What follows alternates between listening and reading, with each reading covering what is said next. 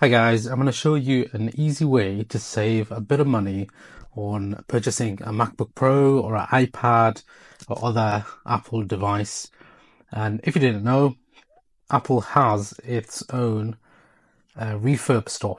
So what happens is it might be a display model or a return model, and what they'll do is they'll refurbish it to Apple certified refurb from us. So you'll get your standard 1 year warranty, and then what you can do is add on Apple Care. So that's what I did.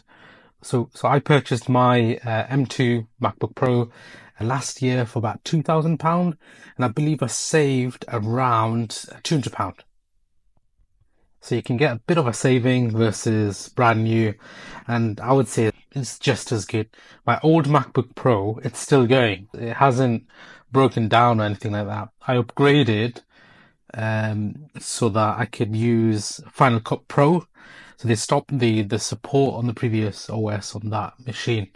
So yeah, just go to the Refurb store and just start having a look around of what you're after. Use the filters. So I'll try and find the model that I purchased. So it's got MacBook Pro, and you will find there's some of the latest models as well. So here we go, M3 chip. One I've got is a 14-inch one. It doesn't look like they've got M2s, but they've got M3s anyway.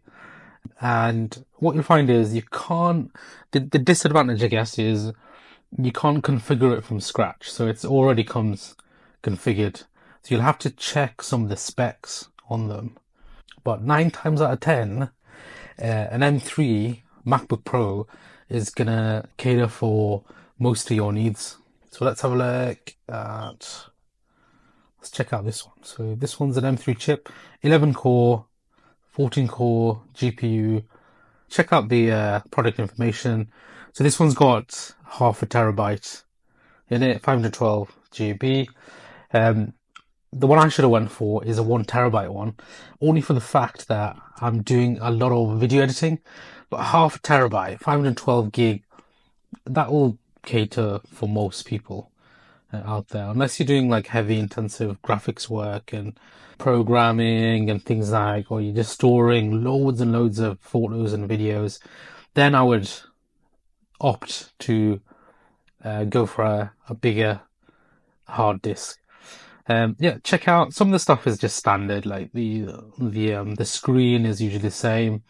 The differences will be the processor and the hard disk. But if you're like a general user using it for like word processing, creating presentations, browsing, then with a MacBook Pro, it's gonna absolutely be blazing through all of that.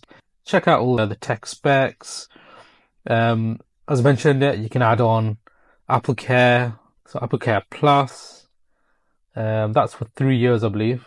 1 year cover, and there's other stuff that they'll add onto it. So what you do is add to bag. It's free shipping, or you can collect it from a store. Log in, go to checkout, and there might be some finance options as well. But I think in the UK at least, it does charge some interest. So if I go back to the beginning, I think it says spread the cost 12, 24, 36 months. That's 14.9%. So that's quite a bit. Of course, you can just pay it up front in cash. On brand new products, I believe you can get interest-free credit on some of them. But if you got the cash, then I would opt to go for one of these and save a bit of money. So you can see the savings that you'll get. So here's a 13-inch one. So the saving is £240 here on that one. Let's double check that MacBook Pro. So here we go. So £320. That's quite a bit of saving. With that £320, go buy yourself a cover, a hard shell case, get some adapters or other bits and bobs and accessories with that saving. So here we go. You could add yourself a sleeve.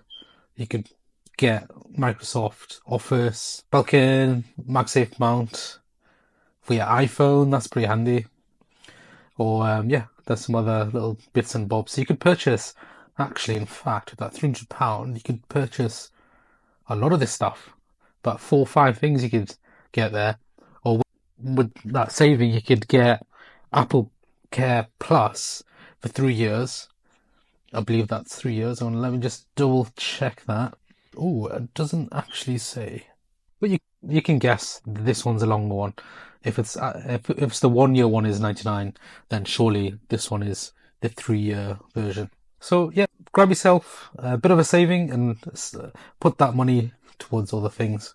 Thanks for watching, guys. I hope that was useful. I've purchased loads of stuff from the Refurb store, and I tend to trust this one more rather than going to like an independent retailer where you just don't know if that um, device has been properly refurbished. And then if you've got any issues, you just go straight to Apple. And then, of course, as mentioned, you can add on that Apple Care.